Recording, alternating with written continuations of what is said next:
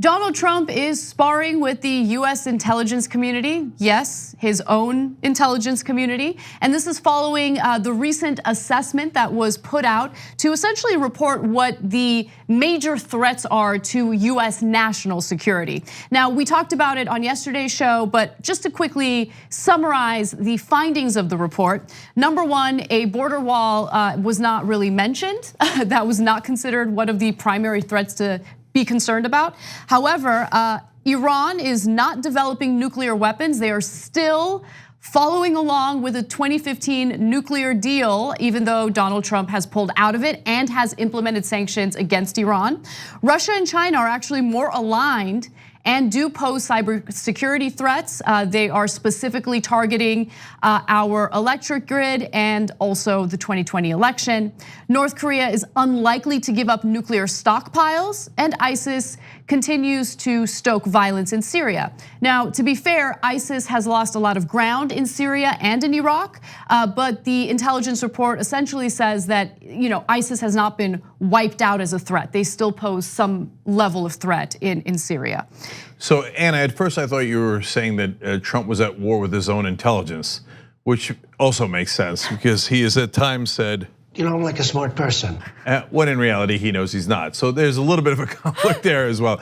But and it's a good catch that they didn't mention the wall. I didn't notice that because of course the wall has nothing to do with national security or almost nothing to do with it. So it didn't even occur to me, but it didn't occur to the national security folks either because it's not, compared to the other issues, is a tiny, tiny issue and one that has not gotten any worse over the last couple of decades. In fact, now less people coming in through the border with Mexico. All right, so on the substance of how you should interpret these findings. So look, there's a couple of different camps and I don't think we're in either one of them. So one of the camps is these intelligence officials are demigods, they know everything, and you should bow your head to them and accept all their findings.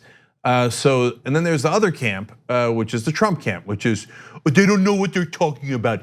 Kim Jong-un told me we're gonna have a strong deal and they're not going to do the nuclear anymore. Okay, so neither one of those is correct. But where do you go on that scale of credibility for the intelligence officials? And so a lot of progressives and just thinking rational people go, wait a minute, I remember these guys getting it pretty wrong in Iraq, to say the least. So I'm not ready to jump all in and say what they say is a threat and what isn't. Yeah. Yeah, is 100% credible or not, right? So, well, you could tell in the details, right? And first the context and the details of this particular report. The context is, remember that in the Iraq war, it wasn't that the intelligence officials had no idea what they were doing, and they all thought that there was weapons of mass destruction, and they all thought that Saddam had attacked us along with Al Qaeda. No, that intelligence was greatly cherry-picked by the administration. So there's the intelligence reports, and then there's what the administration does with it, right?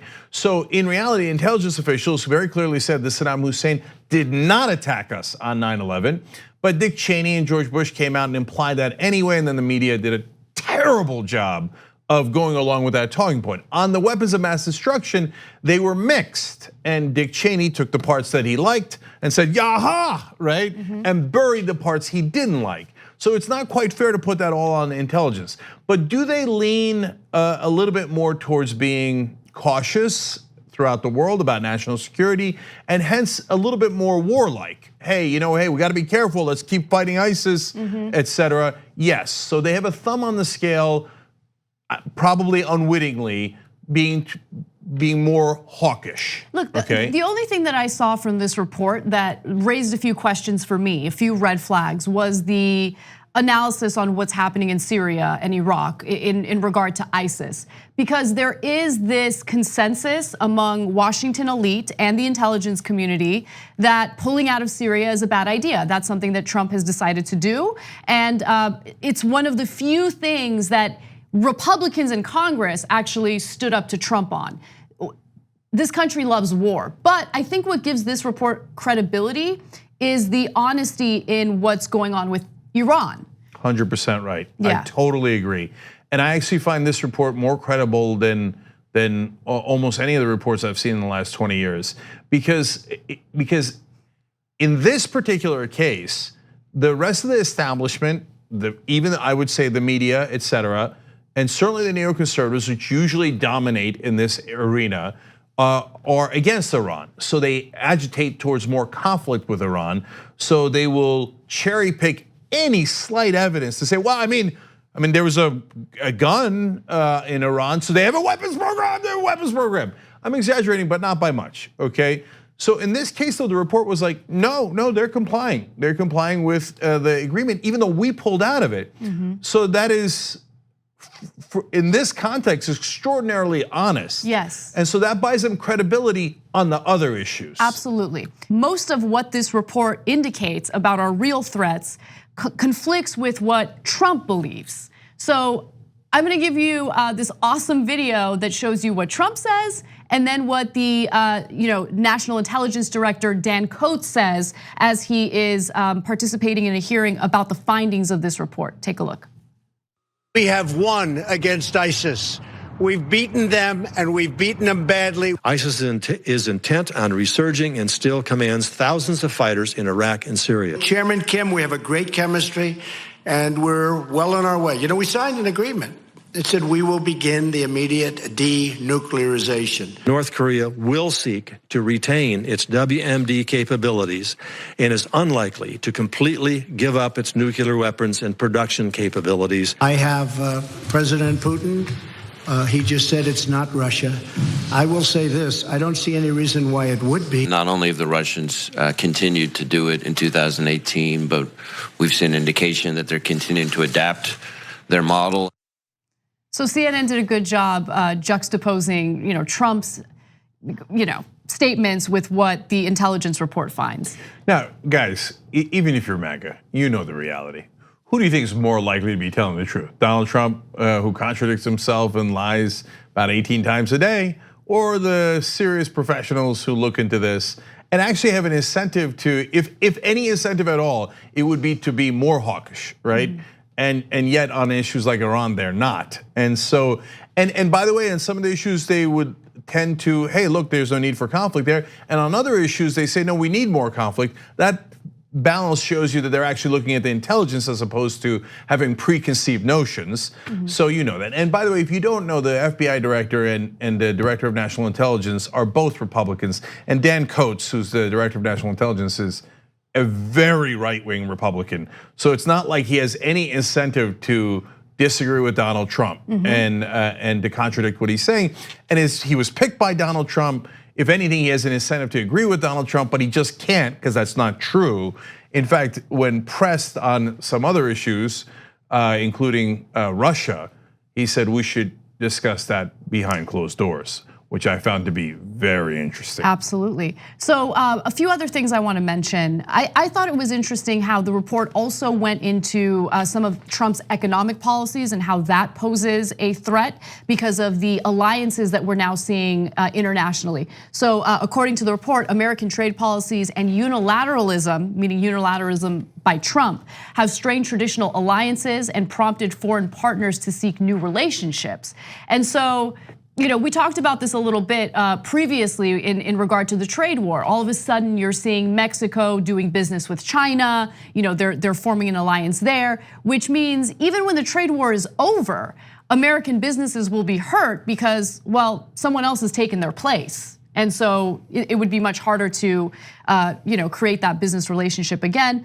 Also, activity in North Korea that is inconsistent with full denuclearization, and most of what North Korea has dismantled is reversible. So the point here is, okay, look, it's good that we've taken a more diplomatic approach to North Korea, but it has not denuclearized. And whatever little progress we've seen with their denuclearization is easily reversible. So that was the point there. Now, in response to this entire report, of course, Trump had a meltdown on Twitter. So I wanted to share some of that response with you. Let's go to graphic 5. He says, this is my favorite tweet.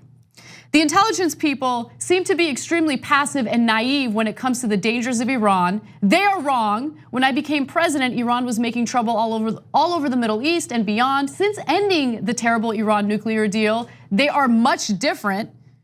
But what? No, they are not much different. They're literally still following the terms of that deal, even though you've imposed those sanctions. And how? What do you mean? So they're not causing any other problems internationally anymore? No, it's of course, as I alluded to earlier, contradictory, because everything he says is weirdly contradictory. Why?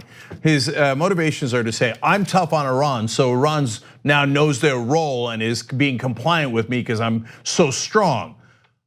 On the other hand, I'd like to start more conflict with them, so they're causing trouble and I won't stand for it. So which one is it? Are they being compliant or causing trouble? Well, you can't have both, but he wants both, so he just says it. No, okay, so that was the first part of the tweet. Here's the second part. Remember, he said they are acting much different. Okay. So then he says, but a source of potential danger and conflict, they are testing rockets last week and more, and are coming very close to the edge. The economy is now crashing, which is the only thing holding them back. Be careful of Iran. Perhaps intelligence should go back to school. Perhaps you should go back to school. I'd love to see your transcripts. This moron couldn't have gotten past a D on any class at all. He can't read past the page. Okay, his daddy got him into Wharton. He's a total failure, talking about going back to school. You know that he wanted Obama's transcripts from Columbia and Harvard? Because he couldn't believe, why? That a black man got into those schools and got good grades. Obama was the president of the Harvard Law Review. That means he was among the very best students at Harvard Law while he was there. So it's not like, he got in through affirmative action or any of that kind of stuff. He proved himself within the law school, right? But Trump got his daddy to get him from Fordham to Wharton and has never released any of his transcripts because they would be mortifying, because he's an absolute and utter fool. So that school thing just drives me crazy. Now, like I said, there's no consistency at all. I'm so tough on Iran, that's why they're complying. But they're not complying, so we might have to attack. You see how intelligence doesn't know anything? I figured it all out. They should go back to school. He's just a total fool. Look, things are devolving for him. And so, and this story is part of it. Now you see, just in the last 24 hours, Chris Christie coming out and taking a lot more pot shots at him, okay? Now, Chris Christie was the idiot who was standing behind him after dropping out of the race, going, okay, Donald, what do I do? Right. What do I do? And for 2 whole years, he's still been quietly playing for a position. He's not playing for a position anymore. Why? The ship is sinking, yes, and the rats sense it. Steve Bannon, speaking of rats, just came out and started criticizing Donald Trump. Oh, interesting. And now Dan Coates, the intelligence officials, et cetera, are like, no, the president, that's not true. This is the reality. Oh, Russia, we got to talk about that behind closed doors. No, tick, tick, tick, tick, tick, tick, tick, tick. He's in way more trouble than he realizes. The TYT Plus app is now available on iOS and Android. Download to get more TYT content at tyt.com/app.